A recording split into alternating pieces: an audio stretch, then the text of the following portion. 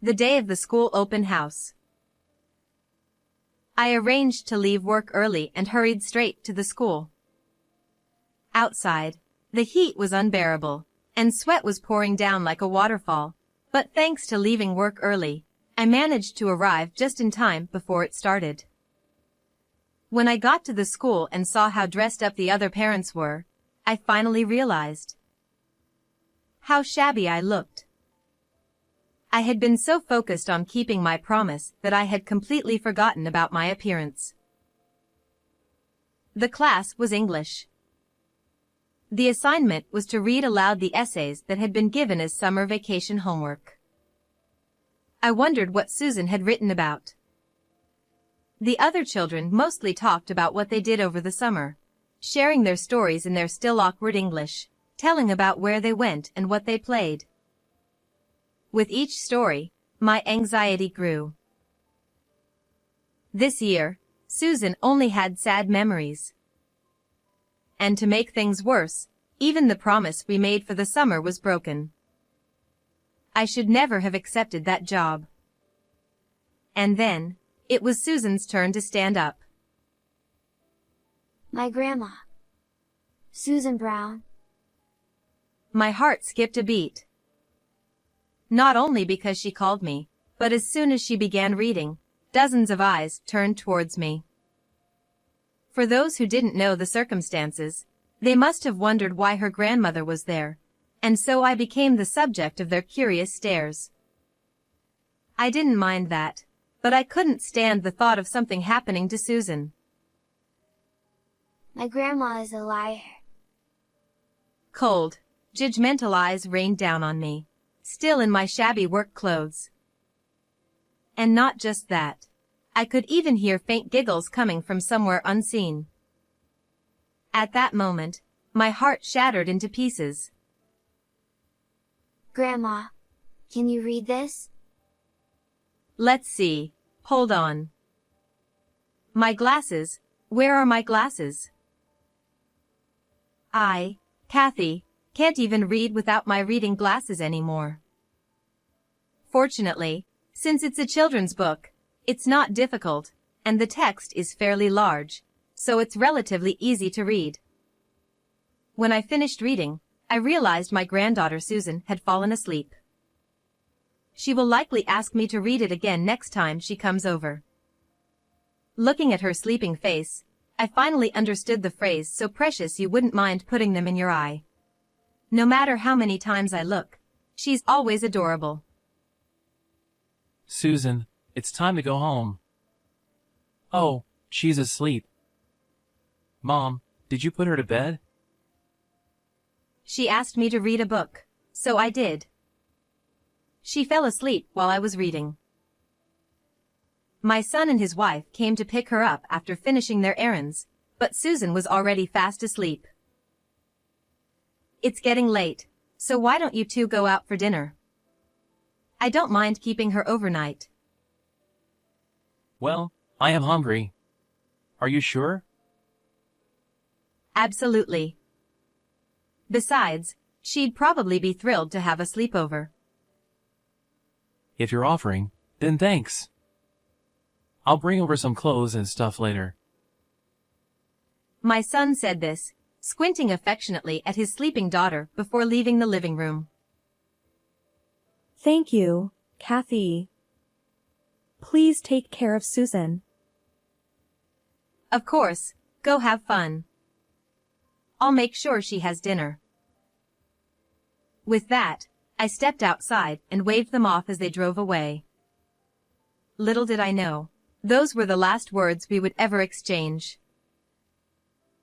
It has been 5 years since I lost my husband to illness. Once again, I've been left behind. For them, perhaps the only solace was that they passed without suffering. I never imagined that I would lose not only my husband but also my son and his wife so soon, and the pain was unbearably cruel.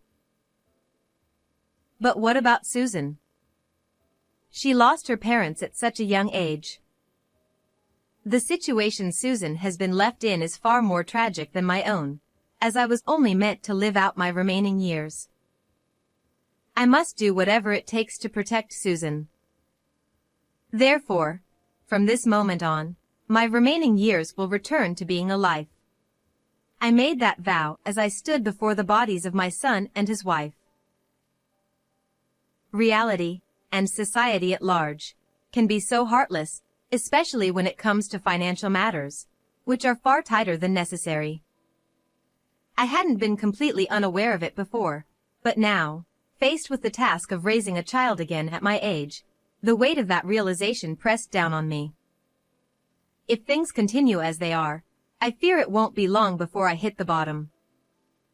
I've always worked, and I have some savings, but that alone won't cover all the expenses for the two of us, including school fees. Right now, I need to stay close to Susan and support her. But once things settle down, I will need to take on more work. It will make Susan feel lonely, but if everything falls apart, it will all be for nothing. I feel heartbroken when I think of how this will affect her, but there's no other choice. A few days after the memorial service, which we held with many friends in attendance. Of course, Susan's emotional wounds hadn't healed, but in order to protect her future, I knew I had to act sooner rather than later. For that, I needed Susan's cooperation as well. Susan, Grandma is thinking of taking on more work. That means you'll have to spend a bit more time at home alone. Will you be okay? Yeah, I'll be fine. I see. Thank you. I'll try to find a job that I can do while you're at school. Grandma, you've lost weight. Oh really? Well, isn't that a nice thing to say? I knew full well that wasn't what Susan really wanted to say. But if I didn't make light of it, there would still be a sense of awkwardness in the conversation. It wasn't a good moment for either of us. In truth, I had lost a lot of weight since the memorial service ended. I hadn't intentionally skipped any meals, so it became clear to me that I hadn't been immune to the emotional toll. When Susan pointed it out, I realized that in her own way, she was worried about me. Knowing that, I couldn't afford to show any weakness. After that, I applied for a building cleaning job within walking distance of my home and was hired. While continuing my original job as a clerk at the local factory, I would head to the building after work, do some cleaning, and then return home around 7 p.m. Surprisingly, instead of losing weight, I started to gain, and upon looking into it, I learned that muscle weighs more than fat. It wasn't easy, but feeling the changes in my body, I thought I could do anything for Susan. As for Susan, she seemed blessed with good friends, often sharing stories about them with me. She still wasn't fully back to her old self, but her face became more animated when talking about her friends. Today, I played with Kate. We drew pictures and colored them. Next time, I'll draw one of you, Grandma. Really? That makes me happy. I'll be looking forward to it. If only I could capture just this one page. How wonderful it would have been, a simple and beautiful scene of a grandmother and her granddaughter sharing a quiet moment of happiness. Behind that, however, lay countless scars, with more sure to come in the future. For instance, when Susan asks, "I want this," or "I want to take lessons," it may be difficult to grant those wishes. It will hurt me to refuse, but as a child at an age prone to selfishness, she might resent me. It's not a distant future that's hard to envision. Thinking about the near future fills me with helplessness and guilt. But those feelings are no reason to not enjoy this wonderful moment. Phew, I'm done eating. Wait, Grandma. You've barely touched your food. I've gained weight recently. My weight's gone up. So, I'm on a diet. If a bit of my hunger and a small lie can ensure that Susan grows up physically healthy, then it's a small price to pay. And besides, part of that lie is true. Susan didn't comment on my words. The air conditioner in the office at the factory seemed to be wearing out, as the cool air was weak. It was hard to bear on this hot midsummer day, with summer vacation just around the corner.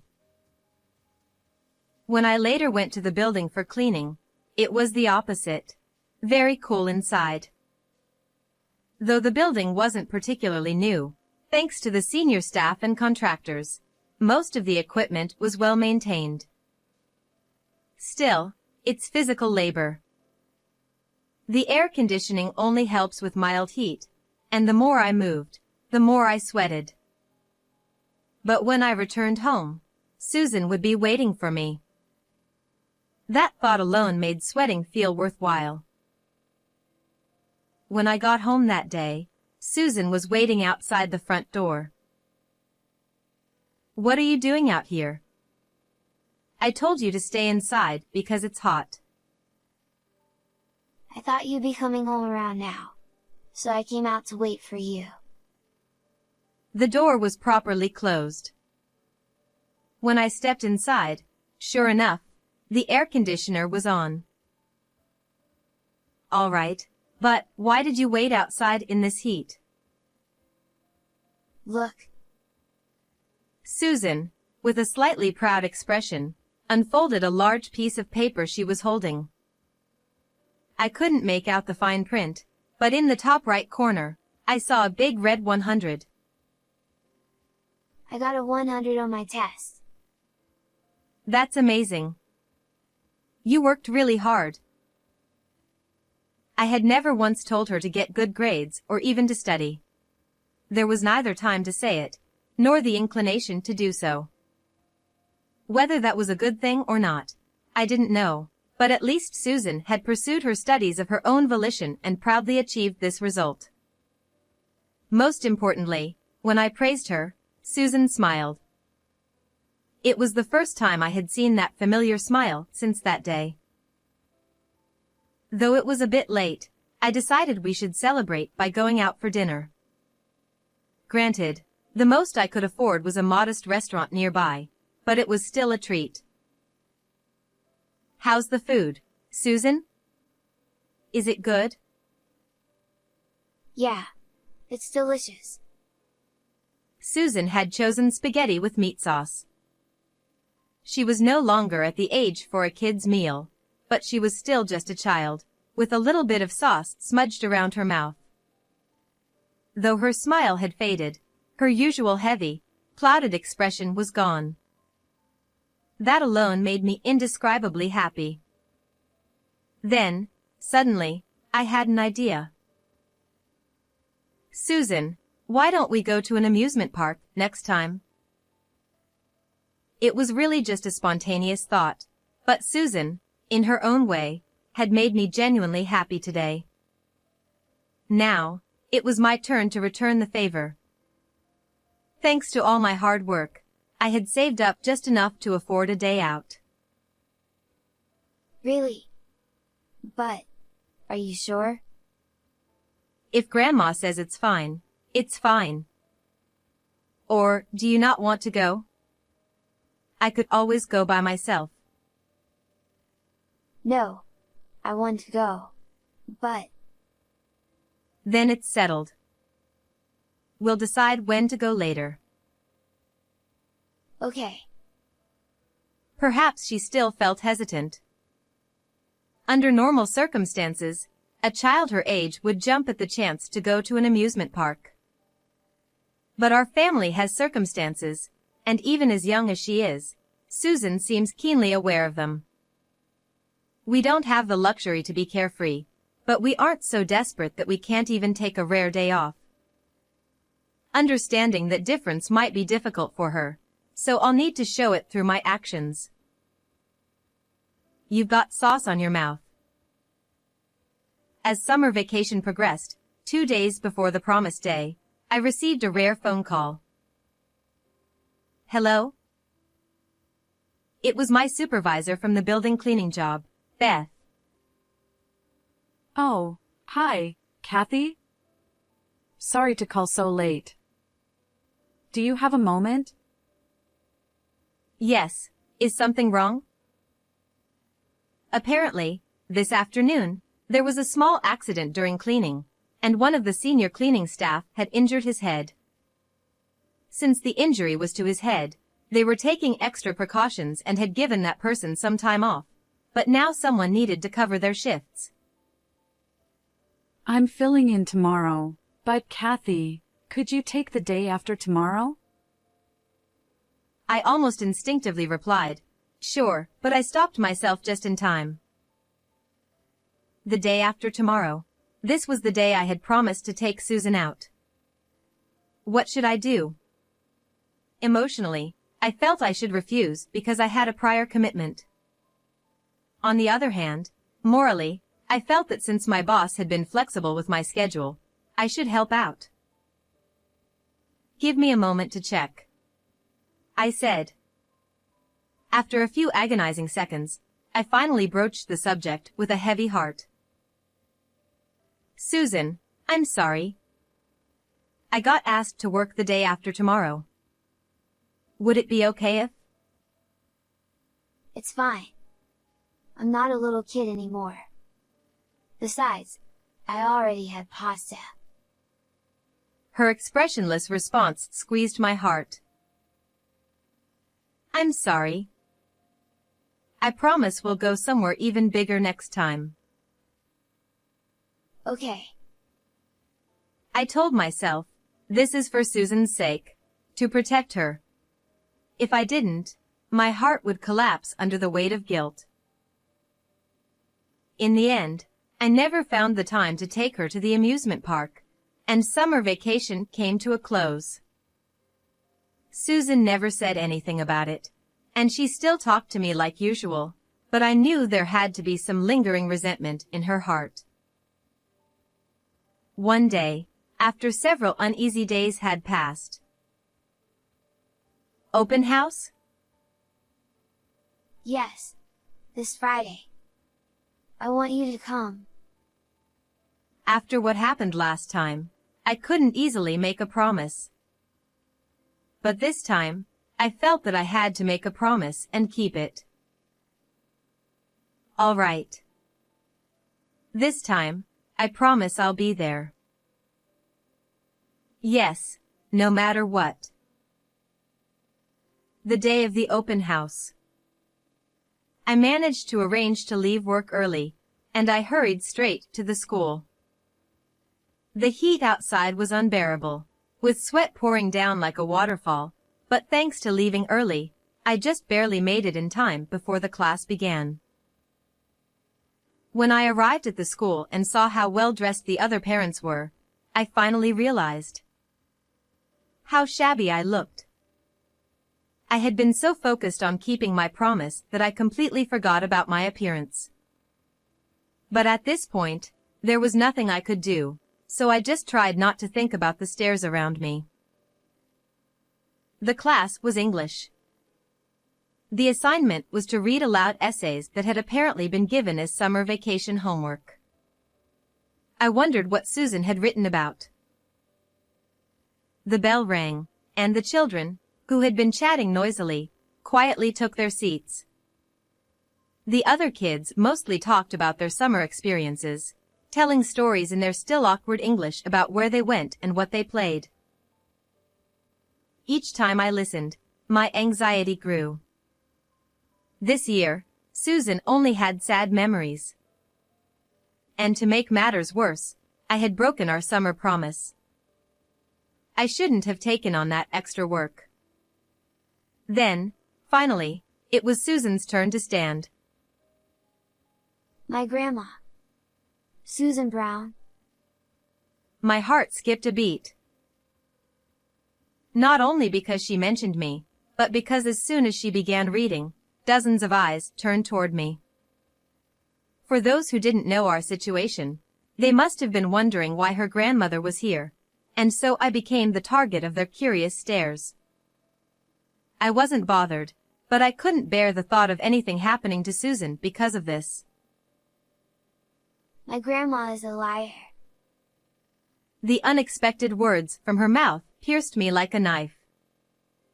As I suspected, Susan must have been holding a grudge, even if she didn't show it.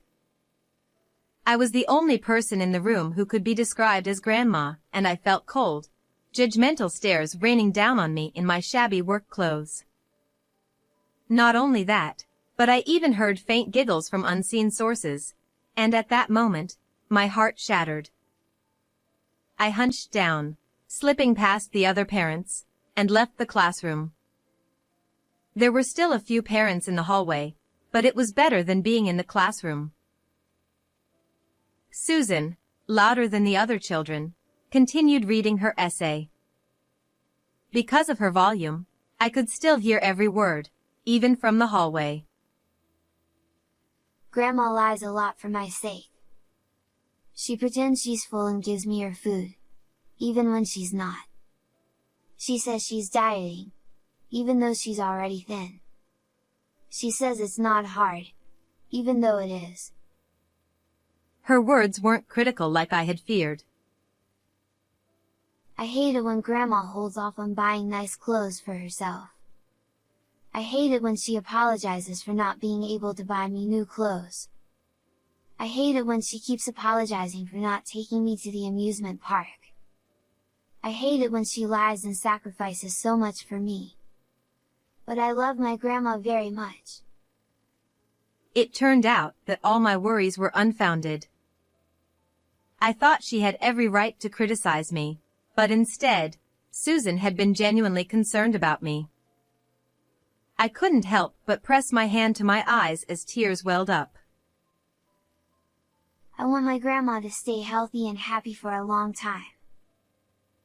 When Susan finished reading, the classroom erupted in applause, far louder than anything that had come before. As I returned to the classroom, the same parents who had previously given me cold stares rushed over, offering apologies and words of admiration. Among them was one parent who approached with different words than the others. Mrs. Brown, right? My daughter's always talking about how much she appreciates Susan. I fumbled for words, and the woman in front of me apologized and introduced herself. I'm Emily Smith. My daughter's name is Kate. She's been very close with Susan. Kate. That name sounded familiar. As I racked my brain, I quickly remembered. It was the name of the friend Susan had mentioned drawing pictures with. Oh, Kate. Yes, Susan always talks about her. Thank you for being so kind to her. I've been wanting to properly meet her parents. Susan is so well-mannered. I was curious about what kind of parent raised her. I see. I'm relieved she hasn't been causing any trouble. So, are her parents not here today? Oh.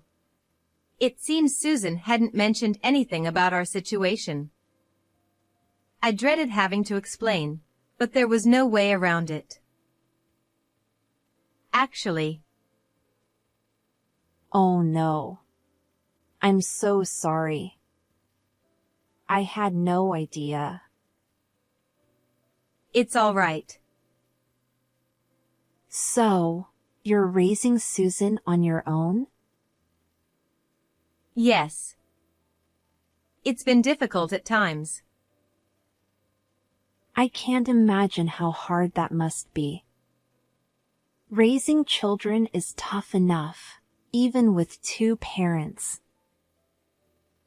But I have experience, after all. And compared to when I raised my son, Susan is much more mature. For a while, we had a pleasant conversation about how Susan spent her time with her friends. By the way, If you don't mind me asking, what do you do for work? From what Susan mentioned, it sounds like you've been pushing yourself quite a bit. It's not that much. I've been working as a clerk at a local factory for a long time, and I recently started doing building cleaning. Cleaning! Oh! Emily suddenly raised her voice, startling everyone nearby, including me. Aw, sorry. She blushed while giving a wry smile. But still, what on earth had she noticed? Well, is it at the Evergreen building nearby? Yes, it is. But how did you know? I thought so. I've been trying to figure out where I'd seen you before. My company is on the 4th and 5th floors of that building. We must have passed each other there. Really? Small world, isn't it? Actually, if you're interested, would you like to work for us? We're currently hiring for an office position, and with your experience, I'm sure you'd get better pay and hours. It was an unexpected offer. If the salary and hours were truly better, I had no reason to refuse. Maybe I wouldn't have to make as many sacrifices, and more importantly, I could spend more time with Susan. Let's talk more about it another time. I'm sure you have a lot to think about, and right now, I'd love for you to watch the kids enjoying their time together. I followed her gaze and saw Susan, Kate, and a few other children gathered around the same table, laughing and playing. Since becoming friends with Susan, my daughter has been enjoying school so much more. I'm really grateful to her. And of course, to you for raising her so well. Susan's the one to thank, not me. I'm just doing what any parent would do, even if our situation is a little different. Still, please take care of yourself. Susan would be devastated if something happened to you. The reality of balancing two jobs was hard, and while it might work for now, over time, I knew it would take a toll on me. If something were to happen to me, I'd leave Susan alone again. After hearing more about the position, it seemed like the pay was comparable or even slightly better. The more I thought about it, the more I realized I had no choice. For Susan's sake, I needed to make a move. And so, I quit the local factory where I had worked for so long, as well as my cleaning job, and became an office worker at the construction company run by Emily and her husband. The other employees, who were about a decade younger than me, welcomed me warmly, though at first, I worried whether I would be able to keep up. Everyone supported me patiently, which was reassuring, but the biggest source of comfort was Emily herself. Kathy, Susan's over at our house again today, so don't worry. You can take her home together. Thank you so much. I'm sorry for always imposing on you. Oh, stop. No need to be so formal. To me, you're a senior mom. She constantly looked out for me, encouraged me to learn higher-level computer skills, and supported me in every possible way. All of this was thanks to Susan. It wasn't just my work environment that had changed. The time I could now spend with Susan had grown, and this gradually shifted the way I interacted with her. Perhaps Susan, feeling more secure as my life settled down, was slowly beginning to return to her old self. One day, just before winter break. Susan, shall we go to the amusement park? Really? This time. I wanna go. It's okay. I won't break my promise again. Her emotional wounds may never fully heal, not even in a lifetime. But I can help fill the emptiness those wounds have left. Before, I was too focused on the practical side of things, and, as Emily said, I may have neglected the important parts of life. Now that I could manage those things better, it was time for both of us to start changing, little by little. Grandma's going to dress up nicely too, so you'll have to pick out a cute outfit, okay? Yeah. 9 years have passed since then, and today, Susan graduated from high school. She's heading to a state university. Over the past 9 years, I worked tirelessly as an office worker at the company run by Emily and her husband, and now, we've made it to the point where Susan can enter the university of her choice. Susan herself worked hard, balancing her part-time job and intense studying, and she successfully passed the entrance exam. Last month, we both celebrated with great joy. The depth of emotion fills my heart. Grandma, thank you. What are you talking about? This is the result of your own hard work. No, that's not what I mean. I might still be a burden on you for a little longer, but thank you for always taking care of me. I just did what anyone would. I tried to say that. But the words got stuck in my throat and wouldn't come out. Instead, what poured out were endless tears. Hey, I'm not done talking yet. Don't cry. Even as she said this, Susan's voice was full of tears. Back then, at the elementary school open house, when I called you a liar. I'm sorry.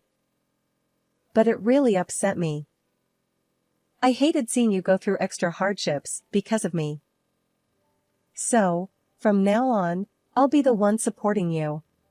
I mean it, I'm counting on you. I'm the one who should be sorry for putting you through tough times. But seeing you grow up so wonderfully, it makes Grandma so happy. My vision blurred from the tears, and I couldn't clearly see Susan's face. Ah. I've gotten old. Oh, Grandma. Let's go out for pasta tonight. How did you like today's story? Don't forget to subscribe to the channel. See you in the next video.